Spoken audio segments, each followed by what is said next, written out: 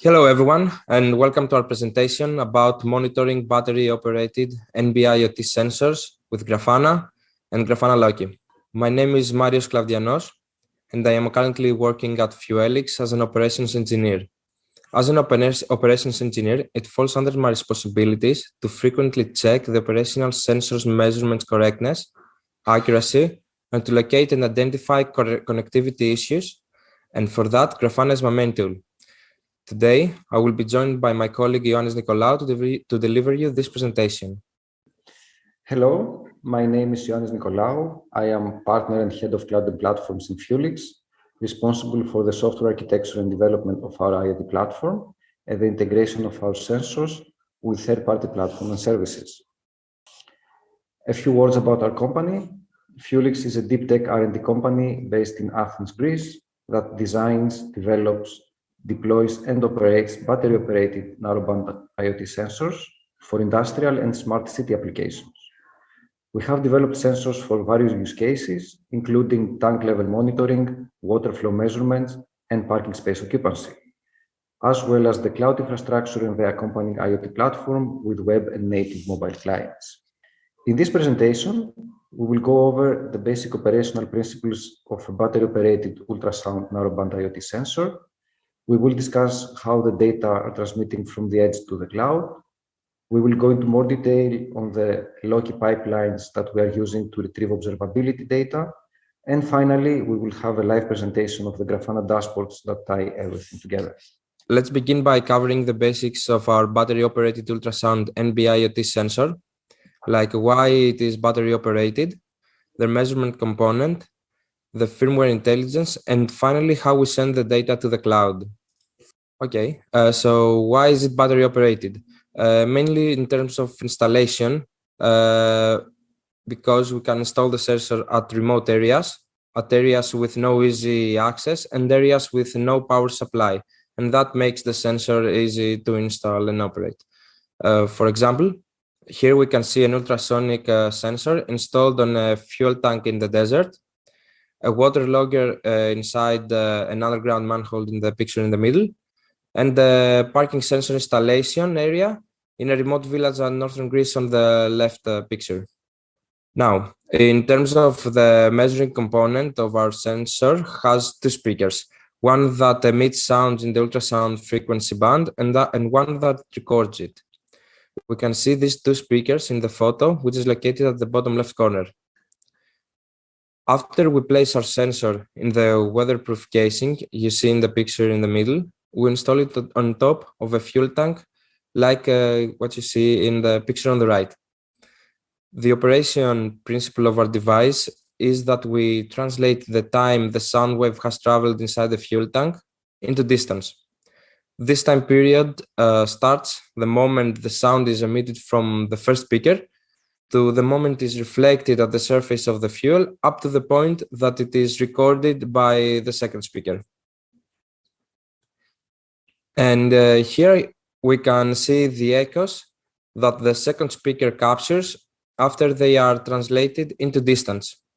Then the firmware we have developed processes the recorded data, and finally through the communication module we send this processed data through the narrowband to the cloud.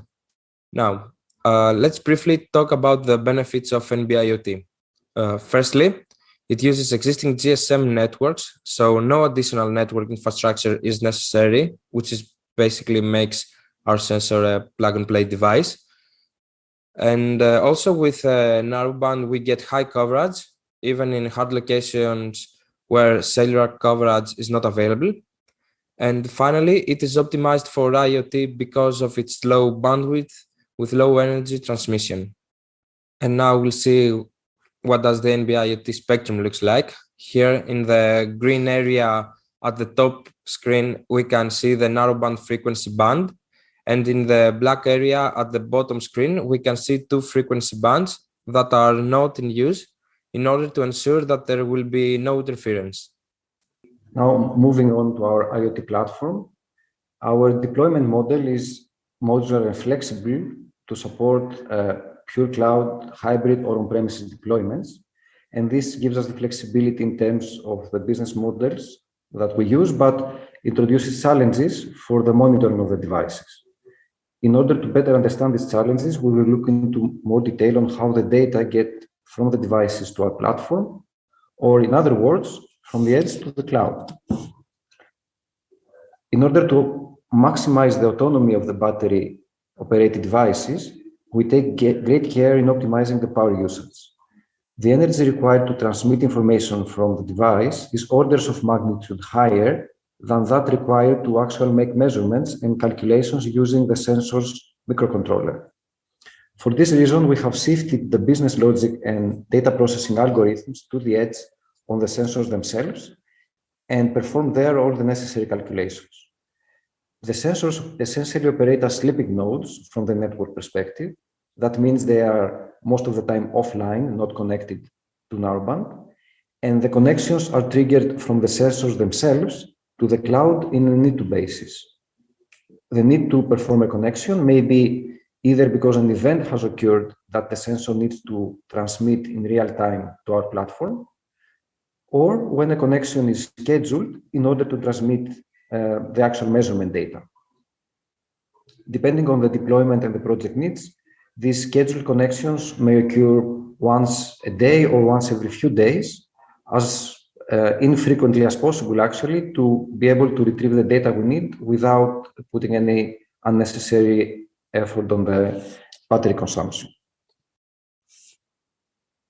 The data that are collected by the sensors that are needed for the observability of the devices are health data, including device temperature and battery life, the network status in the area where the device is installed, and of course the actual measurements that, depending on the sensor type, the sensor is making. This is a critical information we need to have to be able to monitor the devices, which in the case of a smart city deployment may be in the order of thousands. So given all the different deployment options, we were looking for a deployment agnostic way to collect all this information needed for the observability, while at the same time keep the flexibility to support its project's business requirements. And this is what has actually led us to select Loki as our core component for observability. Loki is used to parse the logs that the sensors generate as they are transmitting from the edge to the cloud. This is highly asynchronous because, as we mentioned, the devices are sleeping nodes, and the data for these logs may refer to events and measurements collected and performed several hours or even days before they reach the servers. Thankfully, Loki allows us to adjust the timestamps of the data so that they are stored in the proper time series order. In terms of storage efficiency, we have carefully selected the cardinality for the local parsers to include the absolutely necessary information we need for the data streams without creating unnecessary data needs. Then at the Grafana dashboard level, we make extensive use of regular expressions and transformations in order to create the structure that is required for the visualization through the dashboards. And now I will pass the screen share to Marius, who will guide us through our Grafana dashboards. Here we see our Grafana main page. On the top left, we can see the measurements panel with the title tank volume. There, the fuel tank's measurements are displayed over time. On the top right, we have the connectivity panels, where we see the device's connectivity parameters, such as RSSI and signal-to-noise ratio. Below that, in the next 4 dashboards, we have the device's parameters, such as battery life expectancy and device connections, which are very crucial parameters in a battery-operated environment because of the energy consumption limitation. And next, we can see the connections measurement generated alerts, like a rapid level increase or enclosure opening alert. And lastly, at the bottom of the page, we can view the messages as well as the message type in the format that it is sent by our sensor. You have the device status, the measurements, the alerts. So a few of the Grafana dashboard's advantages is that you can cross-relate events between panels. For example, if you navigate your mouse over a panel, you can see their corresponding values in all the panels, which helps us match event-driven measurements. For example, as we can see, there is a spike in the alerts panel area, which is for motion detection, and it has occurred at the same time the tank's level has risen. And that means that there has been a refill in the fuel tank. You can see the fuel level has risen. Also, in the calibration process, which is performed remotely, after we analyze the received echoes and enter the calibration parameters to the sensor, we can check the measurement correctness at the measurement panels. And that is how we actually double check the successful implementation of the calibration parameters and the correctness of the measurements before we send them to the web app to be viewed by our client. Now, because our web and mobile apps are consumption-based, fewer measurements data is displayed. For example, for the sensors data that we have looked into so far, in our web application, for a 30 days time window, we have around 35 data points, in contrast to the Grafana dashboard, in which for a time period of a week, we view twice the amount of data, as you see here. And this is our Grafana dashboard for a 7 days time period. And that to us is a very useful way to frequently check the operational sensor measurements correctness, accuracy, and to generally monitor each sensor's behavior. Now, when it comes to large sensor deployments, due to the large amount of received information, we can organize and mass view all of our sensors data in a click of a button through the device ID box, which is located above the measurements panel and acts as a drop-down menu with a sensor ID search bar, like this. Lastly, we will briefly view the dashboards for our water logger and our parking sensor. This is our water logger dashboards, which are almost the same as our fuel level sensor dashboards in terms of information, with the main difference being that the measurements data that is displayed is the water consumption you see right here, instead of the fuel level we saw earlier. And here we can see our parking sensor dashboards, which are again almost the same as our fuel level sensor dashboards in terms of information, with the difference here being that the measurements dashboard shows parking space occupancy. You see here with one, you get occupied parking space, and here is free, and you can see throughout the day. And that was all. Thank you everyone for joining us in this GrafanaCon presentation, and a big thank you to our hosts for giving us this opportunity to share with you our dashboards. For the remaining of our time, we will do a Q&A, so feel free to ask us anything you want.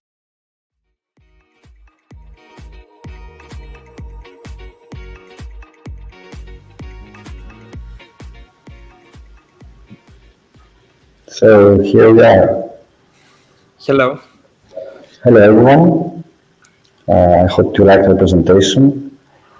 It was especially interesting coming after the presentation by Leon and Silver new features of Loki, which we're very excited about, and we'll try it out as soon as possible.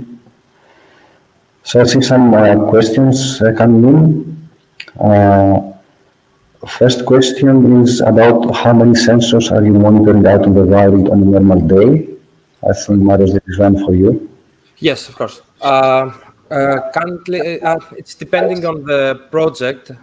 Depending on the project, we monitor several hundreds to thousands of sensors, and we have simulated traffic of several thousand sensors transmitting data. This was a simple question, so a simple answer. Yeah. Yeah, thanks, Marius. Yes, it's project specific, but it's in that order of magnitude. Another question I see here is how do you ingest the logs from your services? I can take this one. So the services we run, which the devices communicate with, are containerized. So basically, all the data end up in a Docker container. And what we are using is the Docker driver of Loki to directly parse the output of the Docker containers and feed it to the time series database. I hope it answered the question. Another one in the list is how does Grafana fit in your workflow when exporting metrics to the web app for clients? So I think both answer this one, and Marius can take the workflow part. Okay. So it's mainly in two steps we use Grafana. The first one is before we serve the data to the end user, we use it to double check them, in terms of correctness. And another main step that we use it in our workflow is when they are already working, we do troubleshooting by looking into the data through the Grafana platform. Yeah, and then the part of the web app. So basically, the main there are two parts of the visualization. The first one is Grafana itself. So Grafana is just using the Loki as a data source to create the dashboards. The second is our own web app, which partly we use our own backend database to retrieve the measurements and the data, but we also can connect to the time series database to retrieve additional information that has been stored there by Loki using its API. An interesting question just came in. It says, how do you determine if a sensor has been removed or mislocated due to expected actions? That's very use case specific again. So the main innovation of our sensors, if you like, is that they have edge intelligence in the sense that they are not just monitoring data, but they can also monitoring the measurements, but they can also run business logic on the sensor itself, which in turn can generate alerts. And with these alerts, we can detect any abnormal behavior or any dislocation, for example, tampering with the device or moving the device via an accelerometer or a read switch. And all this data are transmitted using the same flow we described before. So they end up being logs in some container, which Loki parses, and then we can visualize it, generate on top of that metrics, further alerts using Alert Manager or push notifications to applications and so on. There is another sensor-specific question. It says, for the parking sensors, is there one sensor per parking spot? And is this essentially helping automate the role of the parking lot attendant? So, Marius, you can say more on this one. Okay, so yes, there is one sensor per parking spot. It is actually implanted in the ground at the exact parking spot. And is this essentially helping automate the role of a parking lot attendant? Yes. If you combine it with the app or another external, have another usage by viewing let's say the available spots. Yes, you could say that this helps whoever wants to use that parking spot to know if it's available or not. Yeah, essentially the parking space sensor can detect if a metal object has been placed on top of it, a large metal object, and it can be used either for determining if the parking space is occupied or as parking avoidance, practically generating an alert when something has occupied the space, so someone may take an action to remove it. So depending on the use case, it can be used into different ways. Let's see here in the list. There is a general question, how do you bring the data from modern data sensors into Grafana? We try to briefly describe this in the presentation. Of course, it's much more complicated at the end, but as a general strategy, what we do is Narrowband is acting as the transport layer of information from the sensors to basically an IP where a service is listening for this information, which is located on the cloud. This rate pass the messages sent over narrowband and log them in log files, and then Loki kicks in to parse those log files, pass the messages, and feed the time series database, which is used to create the Grafana dashboards. Let's see here the list. There's another one. What other spaces, use cases can you imagine working with these sensors? And you have all of this on your roadmap. So the sensors we develop, for example, the tank, ultrasonic sensor for the tank, can basically measure anything that has been, any liquid in a tank, so it could be water, diesel, or other type of liquids. The water meter sensor can collect pulses from water meter, but this can be expanded to any other device that outputs log pulses, like for example an energy meter or a natural gas meter, and so on. And magnetic sensor for the parking can be used in these use cases, but in general, the fact that we own the end-to-end development of the sensors from the electronics and the mechanical engineering up to the cloud and the applications makes us very flexible to create new sensors for new use cases when needed. A very interesting question, can rates calculation be updated remotely? The answer is yes, because the sensors support remote management. So we can send even a new firmware over the air over narrowband to the sensors. So after we deploy them, this is very important. The battery life is for 5 to 10 years. So we don't want to visit all the places in this time frame to make any updates. So everything can be sent over the air, either for a firmware update, for changing parameters of the calculations or the business logic that runs there. And I think we have time for one more question. So what version of Grafana are you currently using, and are there any new features in Grafana 9 that you hope to roll out in your dashboards? We try to be on the latest version. Right now we run 8.5.5, I think, which is the latest stable version of Grafana. And of course, we're very excited with Grafana 9, so we'll definitely roll it out in our staging environments and explore the new dashboards and the new features. And it will be deployed in our production systems as soon as possible. In general, we do updates every week to every 2 weeks, so it won't be far away. I think we can take one last one. Different technology before Loki, and if so, what was the experience of switching to Loki-like? We explored different various technologies and various applications actually to see what is the best way of integrating this observability that we wanted in our workflow. There were pros and cons between these choices. The main thing that attracted us to Loki was that it was highly flexible and it was very efficient in terms of resources. So we can scale it very easily from a proof of concept that has just a couple of sensors or 10 sensors to do a test, up to the deployments where we monitor thousands of sensors very easily and with high efficiency.